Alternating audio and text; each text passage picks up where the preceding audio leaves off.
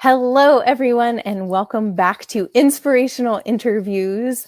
I'm Hannah Levin with heartfeltwellbeing.com, and I'm super excited to have a conversation today with Kristen Lee, who is a phenomenal educator, and she has a path that is really interesting. I'm going to read her bio in just a moment.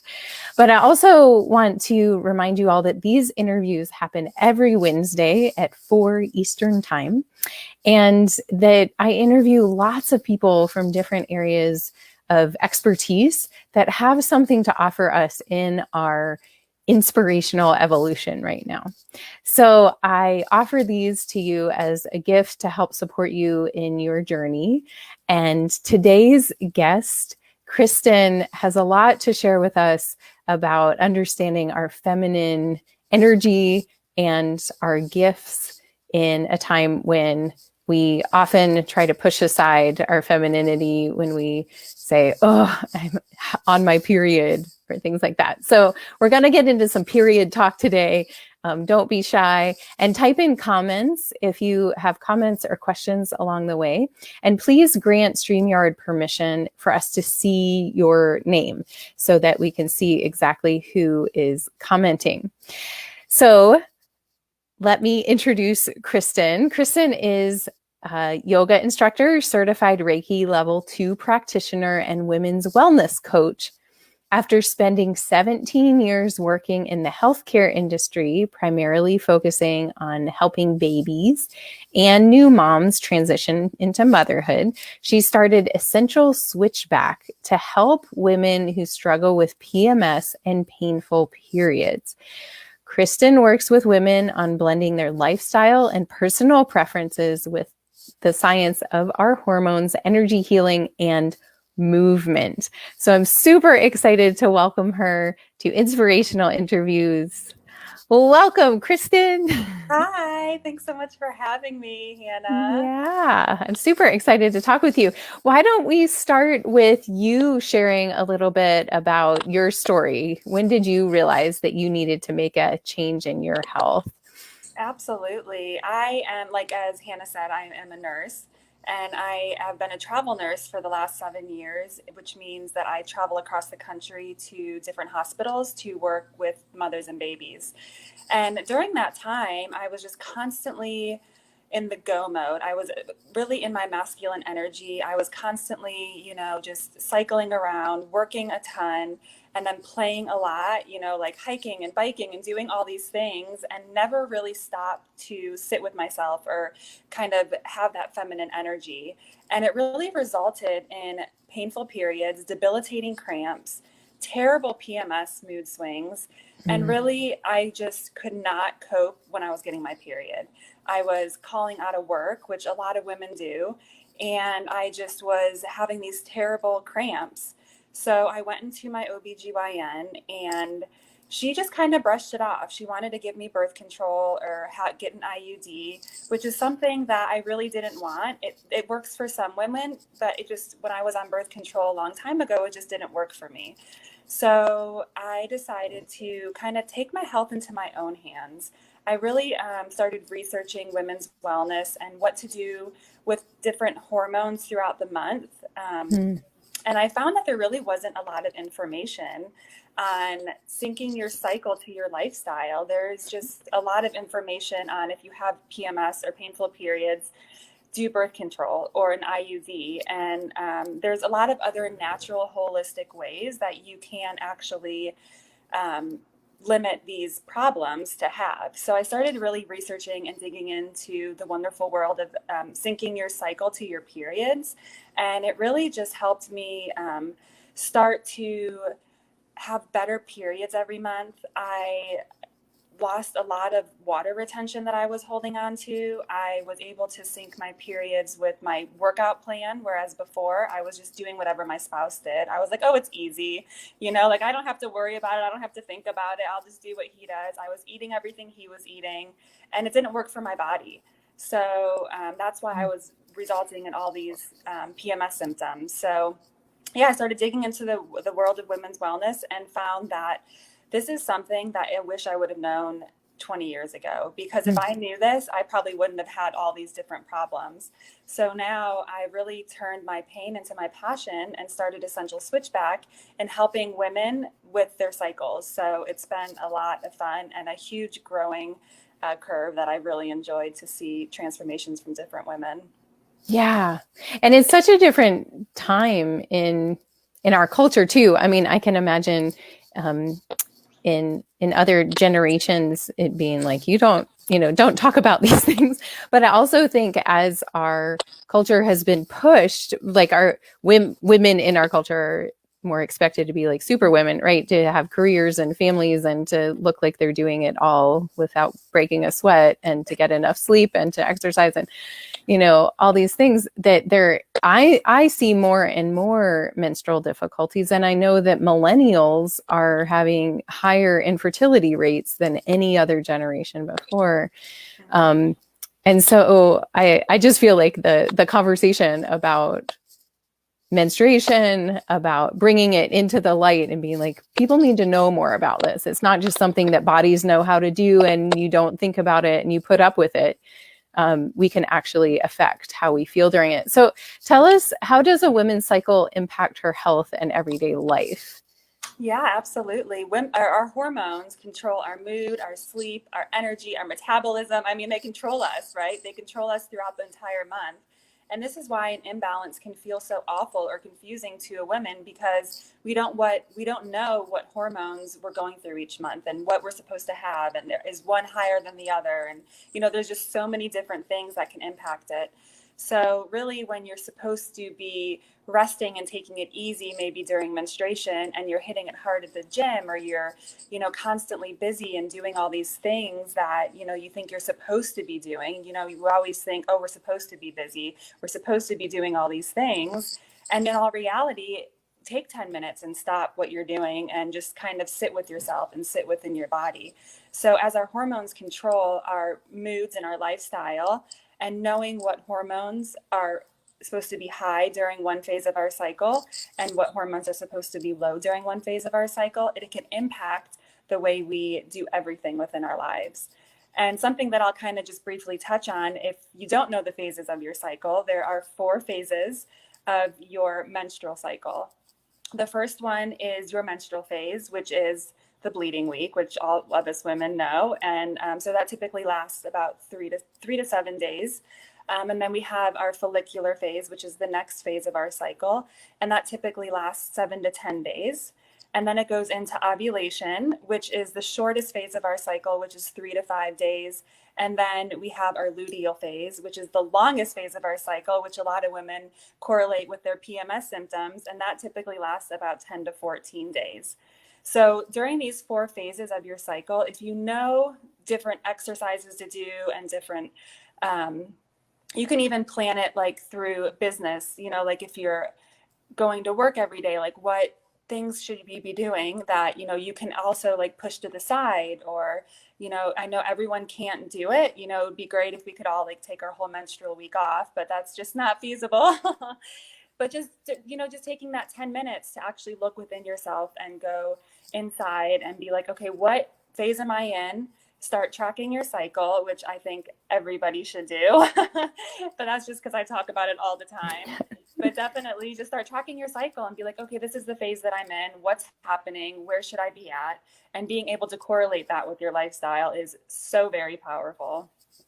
Can you give us a couple little examples of how that correlation looks in different parts of the cycle? Absolutely. So one thing I really like to touch on is exercise, because a lot of us, just constantly over exercise, or maybe under exercise, or, just constantly in this battle of like, what should I be doing and when should I be doing it? So during like our menstruation is a great time to rest. And I tell a lot of women that it's a great time to focus on your yoga practice, or just go for walks. 20 to 30-minute walks is just a great time to do that for your exercise. This is the time in our cycle where our hormones are at the lowest. So you're not going to have a lot of energy anyway. If you have energy, that is wonderful. And I'm sure every woman admires that. But it's really a time just to kind of look within, rest, do yoga, do some light walks. And then when we transition into our follicular phase is when our estrogen and progesterone start to rise again, which are our two main hormones that we kind of seesaw with. And then you're going to notice this little rise in energy. So that's a great time to start doing little higher intensity workouts. Still doing, incorporating the yoga, but if it's like a power yoga or, a vinyasa style yoga, as well as maybe like some cardio. If you're a runner, go for a run, or different kind of dance classes, kind of something new and fun to try. And then your ovulation is when your hormones are at the absolute highest and you're going to feel your absolutely best. You're going to glow. And this is the time where your energy is going to be really high. So those HIIT workouts are really good. The high intensity interval training for that week of your ovulation. And then during your luteal phase is when your hormones start to drop again.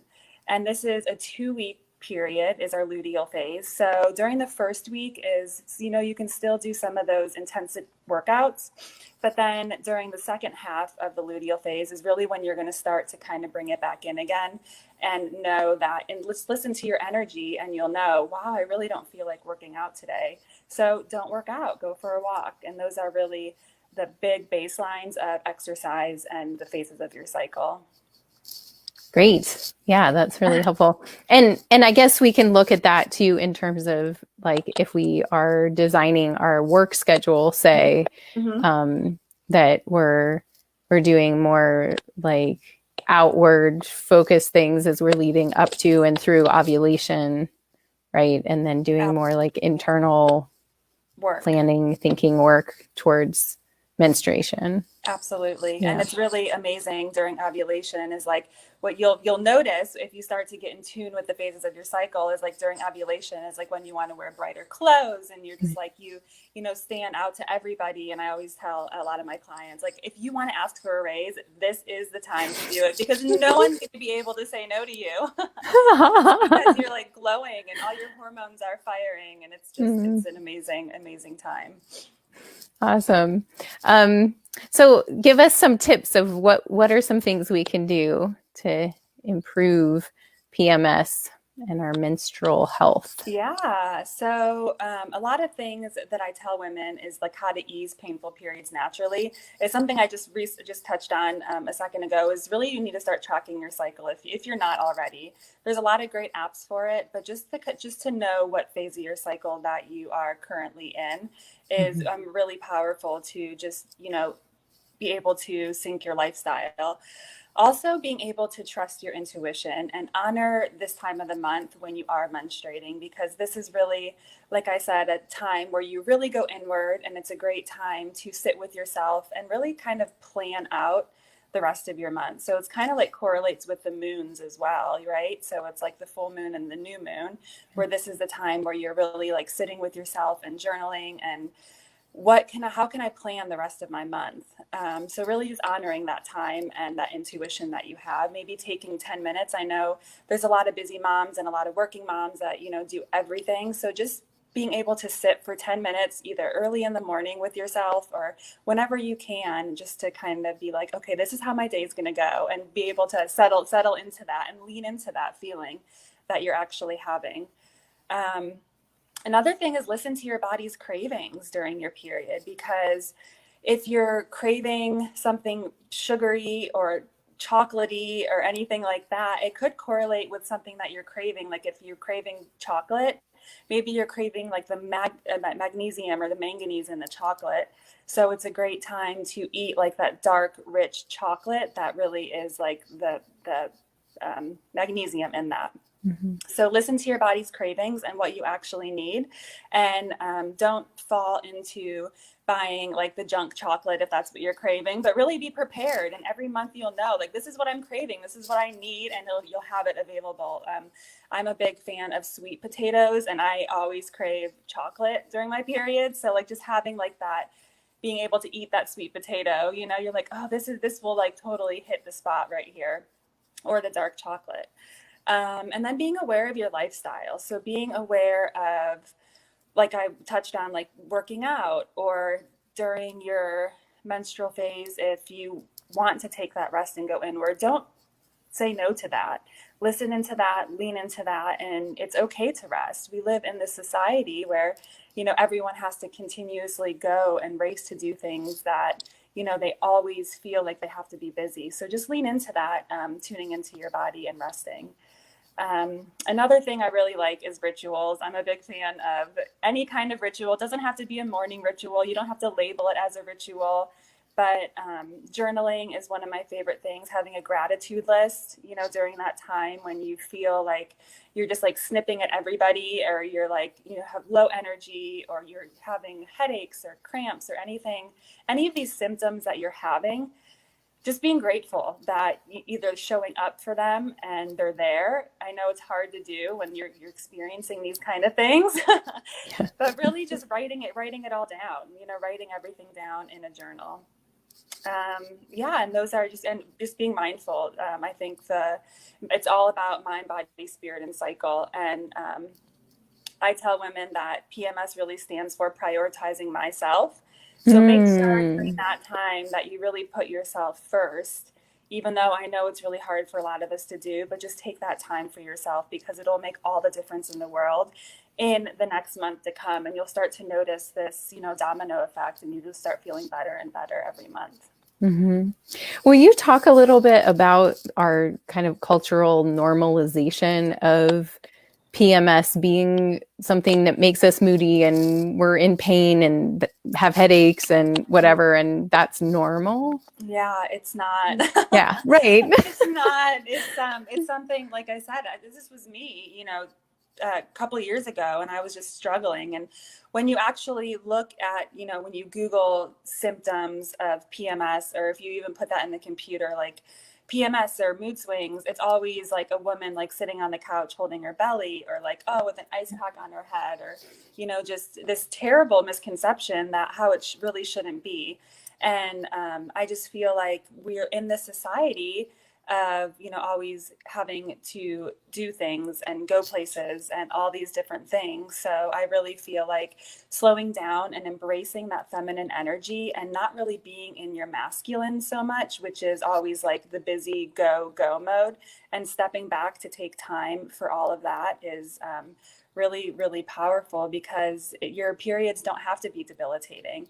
And that's really how a lot of people see the way that they're going is, oh, well, here, have some ibuprofen or get on birth control. And that's just not, there's so many more holistic approaches that you can actually do within the society that people don't talk about, doctors don't talk about. When I went to the doctor, they were like, oh, just have some birth control. And I'm like, no, can we have a conversation about what's happening here? Because I'm getting these debilitating cramps. That's normal. It's not normal, so just actually talking about it and having these conversations about it with your, with other women or your friends, or even your daughters, if they're going through this kind of thing, which a lot of, young teenagers do. And it's just not something that should really be shoved in the corner. It's something that needs to be talked about. Absolutely. Yeah. Yeah. We, in Ayurveda, we look at any signal from the body as communication, right? So if there's pain or discomfort, or you don't feel great for any reason, then we really need to pay attention and say, what am I not noticing here, or what's out of balance? And it's interesting how we, especially around menstruation, are just like, oh yeah, that's normal. Yeah, totally. But it's really something that I work with a lot of my one-on-one clients with, because they all come in and they're like having these terrible periods or PMS symptoms. And it's really something that it doesn't take just one cycle to notice, like a woman's hormones reset every 30 days. So a man's hormones reset every morning when they wake up. Mm-hmm. So for us, if we try something during this month of our cycle, it takes a full 30 days to actually see it. You're not going to feel better the next day. It's going to take this cycle to see what's happening. And then you're like, oh, well, that worked, or that didn't work, whatever I tried. So just leaning into what's working and what's not working. It might take a couple months for you to actually figure out what it is that your body needs in order to function at its optimal levels. And then after that, it's just like smooth sailing. And really, we're already intuitive to it. You know, we're really in tune. And we just don't realize it. When we have low energy and we want to push through that energy, it's not something that we need to do. Right. It's borrowing energy from our future. It is. Definitely. It's going to make your periods even worse the next month. Right. So along those lines, I have struggled more with what I call Vata periods from Ayurveda. Yes. It's more like scanty, what I keep describing as stubborn, like my body doesn't want to bleed. And that's what I've struggled with more in my life. And I have been doing seed cycling, which has been really helpful. Will you talk a little bit about what that is and how it's helpful for women? Absolutely. I love seed cycling. It's something really simple and easy to do that you can implement right away. And like I said, you might already see a change in your next cycle from doing it. So basically, seed cycling is tracking your menstrual cycle and eating these specific seeds at different days of your cycle. So it really helps ensure these optimal levels of estrogen and progesterone that I talked about in the different seeds. So I already kind of went and touched on the bases of the phases of your cycle. So the 4 seeds that are involved are pumpkin seeds, flax seeds, sesame seeds, and sunflower seeds. So the pumpkin seeds and the flax seeds, you typically eat menstruation to ovulation. So those are the days 1 through 14 of your cycle. And then the 2 S seeds, which I kind of just put those together at the end, the sesame and the sunflower seeds, you eat from ovulation to menstruation, so days 15 to 28 of your cycle. So the theory behind it is that the progesterone and estrogen will help, level out in these different seeds. So it's just really amazing just seeing, just by doing such a small step like that, how it can totally change your entire cycle in a 30-day period. And you can add them to anything, really. You can add them, I like to put them in oatmeal, in smoothies, my salads. I mean, there's so many different ways that you can actually add them into your lifestyle. And I have little jars that I just have on my shelf with the different seeds and what phases of my cycle that I'm supposed to be eating them. And it's just another small tool that you can use to help your periods and your PMS symptoms. So has it helped you, Hannah? Have you noticed a pretty big difference from it? Yes. Yeah. And I've been doing it for quite a while. And actually last winter when I moved from North Carolina to Virginia, I stopped doing it while I was moving and didn't pick it up for a while, and my periods got worse. And I was like, what am I doing? And I was like, oh, I stopped seed cycling, because it is a little bit of an effort to be like, okay, every day I need to get these in me. And you get a little sick of them. You do. And that's why I just end up putting it in my smoothies sometimes, because I have the little jars and I just mix them all together, so I don't have separate. So there are ways, but it does get oh, do I have to have sunflower seeds again today? Right. Yeah. Yeah. But I eat stewed apples for breakfast a lot of days, and it's very easy to just dump the ground seeds on top of that. And I have a little chart on my refrigerator that shows me which seeds I need for what part of my cycle. And so yeah, it's very nice. So Melanie just wrote in and she said, are there any foods we should or shouldn't eat if we're experiencing painful cramps? I really lean on the side of intuitive eating. I don't really give specific foods on different things that you should be eating and you shouldn't be eating, because I feel like it kind of triggers some things for anybody, for myself included. So basically it's really just about what you think you should and shouldn't be eating. I like a lot of cruciferous vegetables when I'm on my period. I feel like it's foods that are really high in iron, because you're losing iron. That's really good to have during your period. But as for shouldn't eating, I think that you really need to tune in to your own body and know what feels good for you specifically. Yeah. Great. Awesome. And Betsy also wrote in, she said, I'm listening so I can share with my daughter-in-law and other young women in my family and circle of friends. But I feel like there's some wisdom here too for older women who aren't necessarily cycling anymore, that are postmenopausal, Mhm. but still we're aligned with the moon phases. We're still cyclical beings.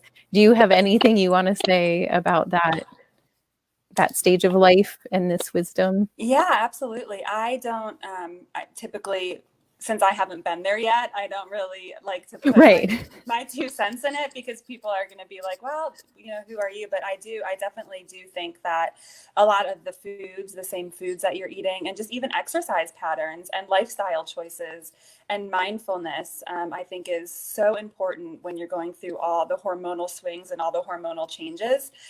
Because as women, we all go through it. We all go through these hormonal swings. And if you're not really tuning into what is happening within your body, then it's just going to compile on top of each other. So really just being mindful of Yeah. different foods that you're eating and exercises and lifestyle choices that you're making, I think is really powerful.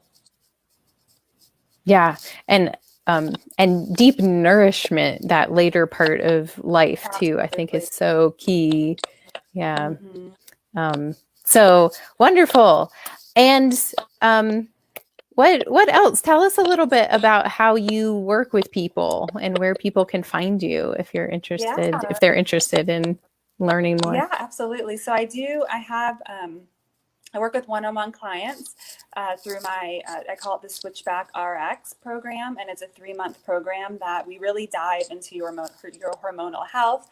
And I work with you one-on-one for 3 months, and we go through, we touch on mindfulness. So it's basically mind, body, spirit, and cycle. And we really get you in tune with the different phases of your cycle, as well as different things that you can do along those 3 months. And it's not, like I said, like an overnight fix. It's a lifestyle change. So it's really coming in to do the work and getting in touch with your hormones to get rid of these PMS or painful periods that you're having. And I'm also hosting a group program, which I'm really excited about. It starts November 2nd, so this coming up Monday. And it's really just kind of to kickstart your journey to no PMS or period pain. It is going through the masculine and feminine energies and how we can balance those, as well as all of your inner seasons, is what I like to call them. So I know we touched on all the different phases, and they correlate with the seasons of the year. So your inner winter, spring, summer, and fall, and different exercises and eating choices and habits, and how to sync your cycle with your life. So it's going to be a 5-week group program. And you can find that. I think Hannah's going to leave the link for it below, and you can sign up. And I'm really excited to really help women on their journey to get to know their bodies better. I think it's very empowering, and I think it's just fabulous for all women to know. Yeah. And you have a freebie too for people to learn more about I what do. you do and some I tips for them. Yeah, definitely. It's the 5 steps to happy hormones. So it's really a 5-step guide on your journey to balancing your hormones. And that's free for everybody that's listening. And it's just a wonderful guide to get you on your journey to start balancing your hormones. Great. So we'll put the links for those things with this interview. And for folks that are struggling with fertility, could we just get um, a little moment of just insight there? Because that is becoming more and more of an issue in our culture too, not just painful periods, but even just being able to conceive. Mm-hmm. What are your thoughts there? Yeah, definitely. As I touched on earlier, I am a nurse and I do work with moms and babies, and I do see this all the time. It's really a struggle, and it just breaks my heart for women not being able to conceive. And Yeah. I think really being there's so many different ways to do this, but temperature tracking and really learning the different phases of your cycle. And if your luteal phase is too long or too short, or that window of ovulation just isn't there, that can all be kind of cycled and changed a little bit. I personally don't work with women on it, but I know people that do, that have had great success in conceiving afterwards. after they, do the temperature tracking and there's just little tweaks that you can make within your body during the different phases of your cycle to open up the windows a little bit more or shorten them if they need to be shortened, like your luteal phase. And it's, I think it's really a significant thing that women don't think about. They just, unfortunately, they get off the pill and they're like, oh, well, I'm going to have my periods and I'm going to get pregnant. And sometimes it just doesn't, unfortunately, work like that. So there is, it's not just, I'm going to get off the pill or get my IUD out and get pregnant. It's really, I'm stepping into your power of, your femininity and embracing that and knowing the phases of your cycle. So, well, the work that you're doing too, just helping people have healthy cycles is supportive of fertility and the importance of that natural flow each month.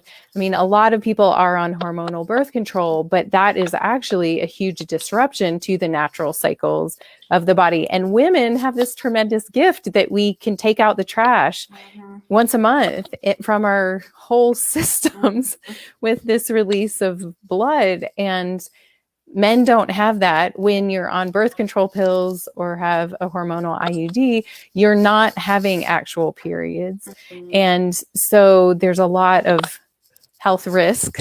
I'll say this from my perspective. I don't know if you feel that way, but I see a lot of health risk in taking birth control for a really long time and not having that natural cycle each month of cleaning out the body happen. And I think it leads to a lot of imbalance later in life as well. Anyway, that's just my my 2 cents. Would you agree with that? I would 100%. Okay. Yes, I definitely agree with that. And I have worked with women that have started off with working with me on their birth control pill or on an IUD and realized, this isn't something I want anymore. This is something I want to be able to have a more holistic route. And they end up coming off, and then we get their periods back in balance. So it's really powerful to be able to help women do that and just see the changes that they make within this period. So I totally agree with you.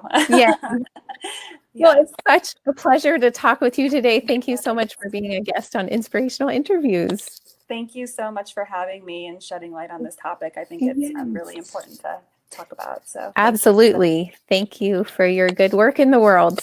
Thanks, you too. Okay. Have a good rest of your day. You too. Bye-bye.